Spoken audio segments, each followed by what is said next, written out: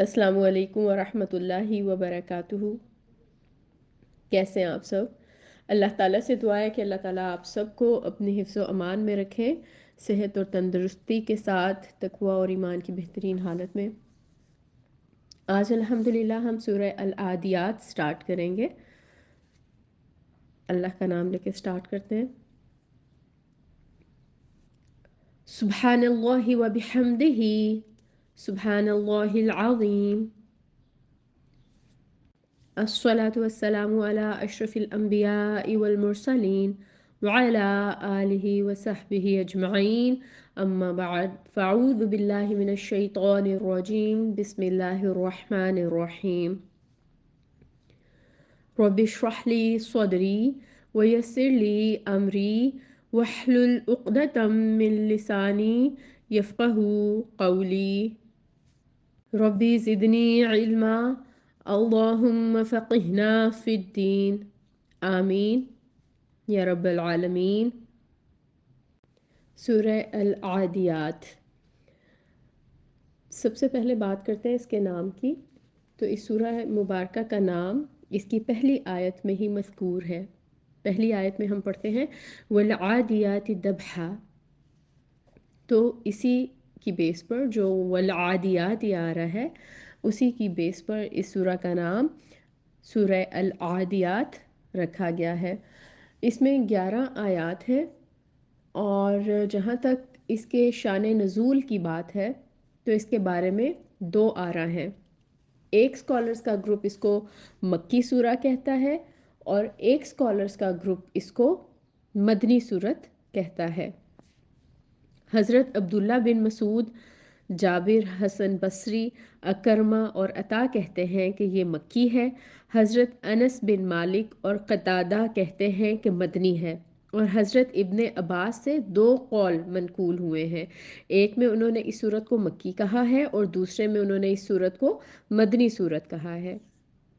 ٹھیک ہے، تو اب جو اسکالرز اس سورہ مبارکہ کو مکی سورت کہتے ہیں، ان کا کہنا یہ ہے بالکل اسلام کے ابتدائی دور میں نازل ہوئی، اور اس سورہ سے مقصد یہ تھا کہ مسلمانوں کو جرات مندی اور بہادری کی ترغیب دی جائے، اور ان کو مینٹلی پریپیئر کیا جائے غزوات کے لیے۔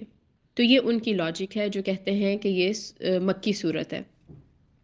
جو دوسرا گروپ ہے اسکالرس کا، وہ مدنی صورت کہتے ہیں، اور وہ اس کے لیے تعویل دیتے ہیں۔ ایک مارکہ تھا، مارکہ ذات السلاسل کے نام سے، جو 7 ہجری میں واقع ہوا، اور کہا جاتا ہے کہ اس مارکے کے وقت سورہ العادیات جو ہے وہ نازل ہوئی تھی۔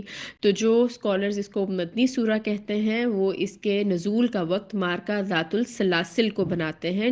اب ہم بات کرتے ہیں کہ اس سورہ کا تھیم کیا ہے، یعنی اس کا موضوع اور اس کا مضمون کیا ہے۔ تو اس سورہ مبارکہ کا مقصد لوگوں کو یہ سمجھانا ہے کہ انسان آخرت کا منکر یا اس سے غافل ہو کر کیسی اخلاقی پستی میں گر جاتا ہے۔ یعنی جب آپ کو اکاؤنٹیبلٹی کا ڈر نہیں ہوتا نا، تو پھر انسان کے اندر سے رسپانسبلٹی کا احساس بھی ختم ہو جاتا ہے، پھر وہ اچھے برے میں تمیز نہیں کر سکتا۔ تو جب انسان کو یہ ڈر ہوگا نا کہ وہ اکاؤنٹیبل ہے اپنے کیے ہوئے کا، یعنی عقیدہ آخرت پر اس کا ایمان ہوگا، تو وہ اپنے آپ کو صحیح ٹریک پہ رکھنے کی بھی کوشش کرے گا۔ اور ساتھ ساتھ لوگوں کو اس بات سے بھی اس میں خبردار کیا گیا ہے کہ آخرت میں صرف ان کے ظاہری افعال کو ہی نہیں دیکھا جائے گا، بلکہ ان کے دلوں میں چھپے ہوئے جو اسرار ہیں ان کی بھی جانچ پڑتال ہوگی، یعنی کہ انسان کی نیتوں کو بھی ویٹ کیا جائے گا۔ یعنی آخرت میں اعمال اور نیتوں کو اسکیل میں ویٹ کیا جائے گا۔ پھر یہ کہ جس نے کیا ہے وہ روز محشر سب براڈ کاسٹ کر دیا جائے گا، سب کا سب اس کے سامنے پیش کر دیا جائے گا، اور اللہ تعالیٰ قبروں سے پھر ہر انسان کو اٹھائیں گے، کوئی بھی اس سے بچ نہیں پائے گا۔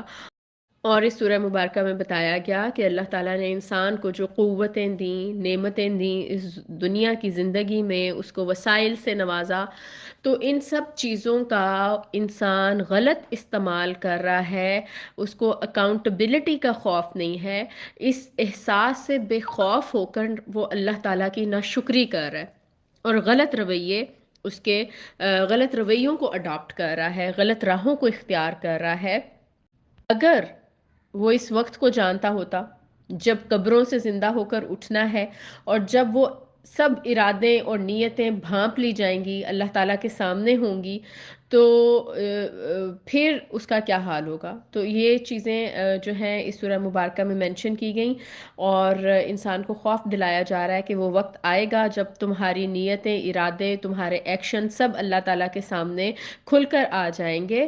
اس وقت انسانوں کے رب کو خوب معلوم ہوگا کہ کون کیا کر کے آیا ہے اور کس کے ساتھ کیسا اس نے برتاؤ کیا ہے۔ اب ہم دیکھتے ہیں کہ سورہ مبارکہ کو اسکالرز نے 3 حصوں میں ڈیوائیڈ کیا ہے، ٹھیک ہے؟ جو پہلا سیکشن ہے وہ ہے آیا نمبر 1 سے لے کر آیا نمبر 5 تک، جس میں اوتھس آتے ہیں، ٹھیک ہے؟ آیا نمبر 1 سے لے کے 5 تک اوتھس آ رہے ہیں، اللہ تعالیٰ نے قسم اٹھائی ہے۔ پھر نمبر 2 پہ جو سیکشن ہے اس میں آیا نمبر 6 to 8، اس میں انسان کی کمزوری دکھائی گئی ہے، یعنی جب انسان آخرت کو بھول جاتا ہے، ناشکری کرتا ہے، اس کی نیت خراب ہو جاتی ہے، یا اس کی ویکنیسز کو ان آیات میں مینشن کیا گیا ہے۔ پھر اس کا سیکشن 3 آتا ہے جو آیا نمبر 9 to 11 ہے، ٹھیک ہے؟ اینڈ ہو رہا ہے نا 11 پہ، آیا نمبر 11 تک اس کا تھرڈ سیکشن بنتا ہے، اور وہاں پہ کنکلوڈ کر دیا گیا، اس میں ذکر آتا ہے قیامت اور آخرت کی باز پرس کا۔